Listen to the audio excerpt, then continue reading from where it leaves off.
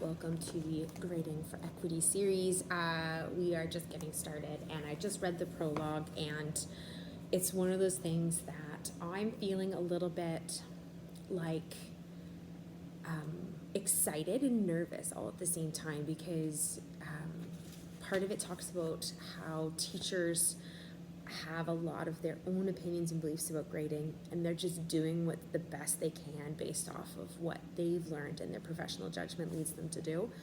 But sometimes that hurts kids, and so I've spent a lot of my career overhauling my assessment practice. So this actually is kind of scary, because I always have kind of touted myself as being good and doing what's best for kids and being that teacher that cares, and I'm about to see if what I've been doing all this time has actually been hurting kids with the gradeless programming and stuff like that. So hopefully I was onto something good. If I'm not, we can learn and change it, which is always important. So Prologue was giving a sample case study about a principal who came into school, and they were looking at their assessment strategy. The school was very aligned in terms of programming, so curriculum, like what's happening in my classroom will be happening in your classroom. And yet kids were getting vastly different grades despite getting the same curriculum delivered to them. And so the goal, interestingly here, it says that the most important indication of a high quality, equitable school is that students are successful regardless of their teacher, was kind of how this principal viewed things. And then they noticed this massive change in failure rates. So like same curriculum, same grade, same teachers doing the same lessons, the same essays, the same book reports, the same math program, the same math tests, but one teacher would have a 20% failure rate and another one would have a 4% failure rate. So like, what's up with that? And so what they found out was it really came down to teacher policies.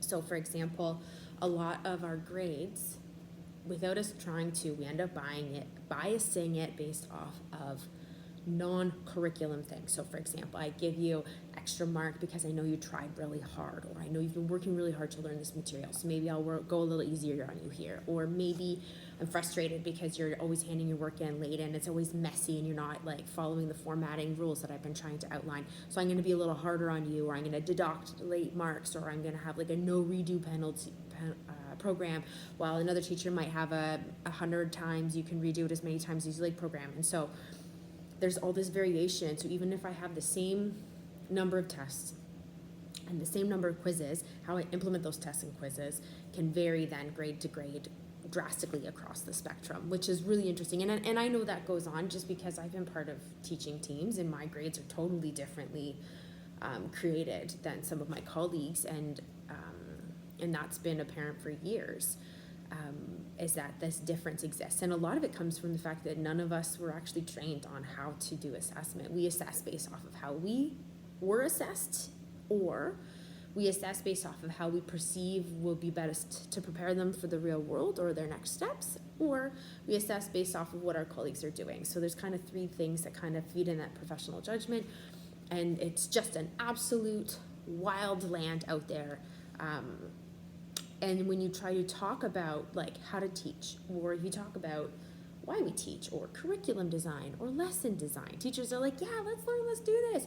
But when you start talking about assessment, everybody's like, hold up, no. And so it's a really challenging conversation, because grades are directly tied to your belief system. And so turning that belief system upside down is a very personal endeavor, and that makes it a very complicated matter. So then most principals don't even touch it, because it's a hornet's nest, and it's, as they describe it here, as a hornet's nest, you're just poking the bees, and it's not pretty. So don't want to deal with that. And then because every teacher has their own intrinsic belief system, we end up having different programs in each classroom, which sends mixed messages to students, and that really impacts their ability to understand learning and self-worth.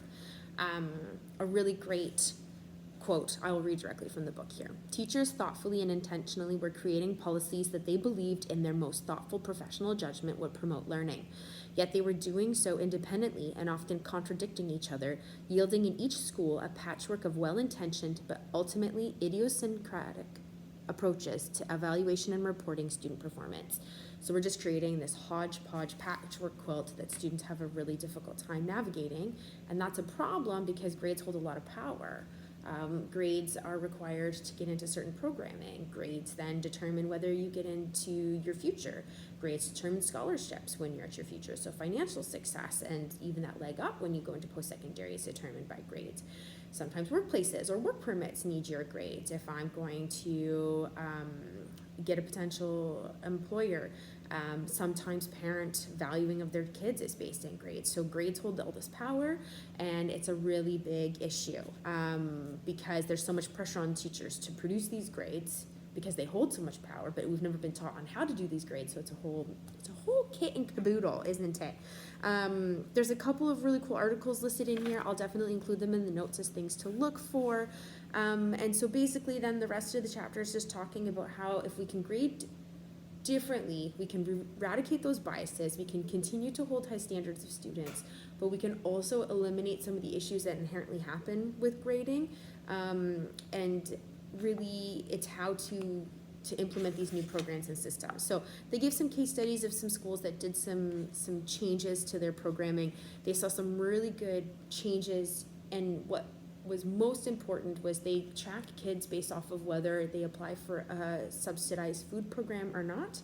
And then they kind of separated the two groups, so then you could consider some with privilege and some with not as much privilege, and then kind of compared their achievements and looked at that achievement gap and see if it kind of closed in, and it did significantly using the strategies outlined in this book, which is really important because I think we want to be grading fairly for all students, but if we can also help those students that have been at a disadvantage up to this point, then I think that that is important.